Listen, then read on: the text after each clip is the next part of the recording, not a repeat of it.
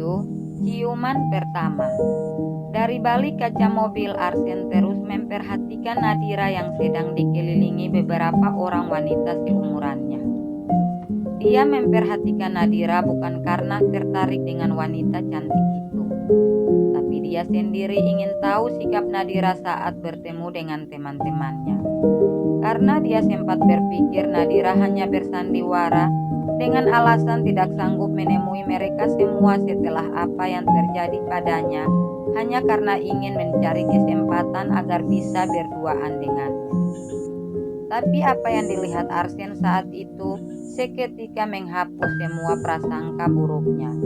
Karena dari raut wajah Nadira sangat terlihat jelas rasa ketidakpercayaan dirinya berhadapan dengan beberapa orang teman sekolahnya. "Dira, maafkan aku karena tidak menghadiri acara pernikahan kamu. Sebenarnya aku mau datang, tapi ibuku lagi sakit dan gak ada yang menemaninya," ucap Vina sambil menggenggam tangan Nadira. "Gak apa-apa, Vin, aku ngerti keadaanmu." Nadira tersenyum manis sambil mengusap-usap punggung tangan Vina. Di antara semua teman-temannya di sekolah, hanya Vina, Siren, dan satu lagi siswi bernama Rena yang sangat dekat dengan Nadira. Kedua sahabat baik Nadira berasal dari keluarga yang sederhana. Baik Vina maupun Rena dapat masuk ke sekolah bergengsi itu dengan bantuan beasiswa yang diberikan pemerintah karena mereka adalah siswa berprestasi. Sementara Siren sama seperti Nadira, dia adalah seorang putri pejabat yang hidup dalam kemewahan sejak kecil. "Aku juga, Dir. Aku sebenarnya ingin pergi ke acara nikahan kamu, tapi aku gak punya baju yang bagus. Aku malu, Dir," ujar Rena. "Ya ampun, Ren, kenapa kamu gak bilang? Aku kan bisa belikan buat kamu," ucap Siren sembari meraih lengan Rena. Siren yang begitu peduli pada sahabatnya seperti Nadira. "Gak mungkin lah, Beb. Aku malu bicarakan hal itu," jawab Rena dengan begitu polosnya. "Kalau aku sih datang, tapi aku gak sempat bertemu Nadira dan suaminya. Soalnya aku datang sudah terlambat, dan pas malamnya aku gak sempat datang," lanjut Siren dengan wajah cemberutnya. "Maaf ya, Beb, aku gak sempat nungguin kamu," ucap Nadira meminta maaf pada sahabatnya Siren. "Gak apa-apa kok, Dir. Aku hanya pura-pura sedih saja. Kamu kayak gak tahu aku aja. Mending kita masuk sekarang yuk," sahut Siren, dan mereka berempat langsung tersenyum sambil bergandengan tangan hendak melangkah pergi. Tapi tiba-tiba langkah kaki mereka kembali tertahan mendengar suara seorang wanita. "Nadira, Nadira, kamu memang gak punya malu. Baru lulus sekolah langsung menikah. Itu pun menikah karena dicampakkan oleh seorang pria. Sungguh mirisnya hidup kamu." Seorang wanita yang datang bersama Rika berkata-kata dengan lirikan yang menunjukkan rasa tidak sukanya pada Nadira. "Menurut kamu gimana, Rik? Benar nggak apa yang aku katakan?" tanyanya pada Rika yang sungguh tidak malu datang ke sekolah saat semua orang sudah mengetahui kalau dia sedang mengandung anaknya Rangga, mantan kekasih Nadira. "Mungkin saja seperti itu. Aku pun gak terlalu paham dengan putri raja di hadapan kita ini," jawab Rika tidak kalah sinisnya. "Kalian apa-apaan sih? Lagian buat apa malu dengan sebuah pernikahan? Banyak kok orang yang menikah muda, asalkan gak hamil di luar nikah. Syukur-syukur dinikahi, kalau enggak gimana ceritanya?" Ucapan Siren yang seketika membungkam mulut kedua wanita di hadapan mereka.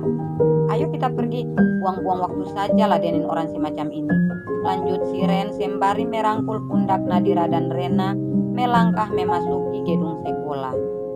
Arsen yang masih tetap berada di dalam mobil mendengar semua pembicaraan antara Nadira dan beberapa orang di depan gedung sekolah. Karena tanpa sepengetahuan Nadira, ternyata ibunya telah meletakkan alat rekaman di dalam tasnya yang tersambung dengan alat yang diberikan pada Arsen. Farah melakukan semua itu hanya karena tidak ingin terjadi apa-apa dengan putri kesayangannya. Hampir 1 jam menunggu di dalam mobil, tiba-tiba Arsen melihat seorang pria dan wanita bertengkar setelah keluar dari gedung sekolah. Dan dia pun dapat mendengar apa yang mereka bicarakan karena keberadaan kedua orang itu tepat di samping mobilnya. Dan mereka tidak lain adalah Rangga dan Rika. "Mengapa kamu harus berdiri di depan ruangan? Apa kamu nggak bisa menunggu saja di parkiran? Aku yakin kamu ke sana karena ingin melihat Nadira kan? Ingat ya Rangga, aku tuh sedang mengandung anak kamu. Mau dan tidak mau kamu harus melupakan Nadira dan menikah denganku. Ucap Rika dengan ekspresi penuh kemarahan.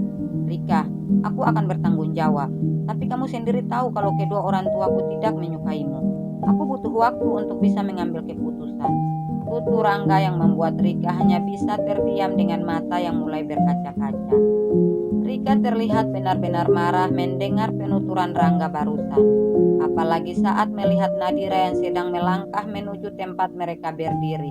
Bersama ketiga sahabatnya juga beberapa orang di belakang mereka. Karena rasa cemburu sudah menguasai hati dan pikirannya, Rika langsung menghampiri Nadira hendak melayangkan tamparan padanya.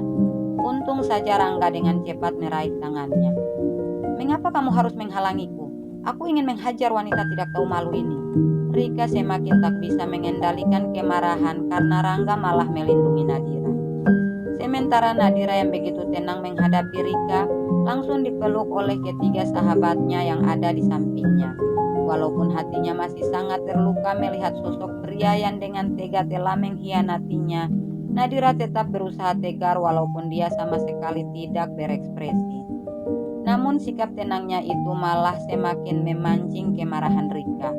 Dengan tatapan tajam, Rika kembali melayangkan tangan setelah Rangga melepaskannya. Rika benar-benar lepas kendali karena dikuasai perasaan cemburu. Dia melakukan kekerasan itu tanpa memikirkan situasi dan kondisinya. Belum sempat dia menyerang, Nadira tiba-tiba ditarik oleh seseorang yang membuat Rika kehilangan keseimbangan dan hampir terjatuh. Untung saja kedua sahabatnya yang baru saja keluar dari gedung sekolah dengan cepat memeluknya.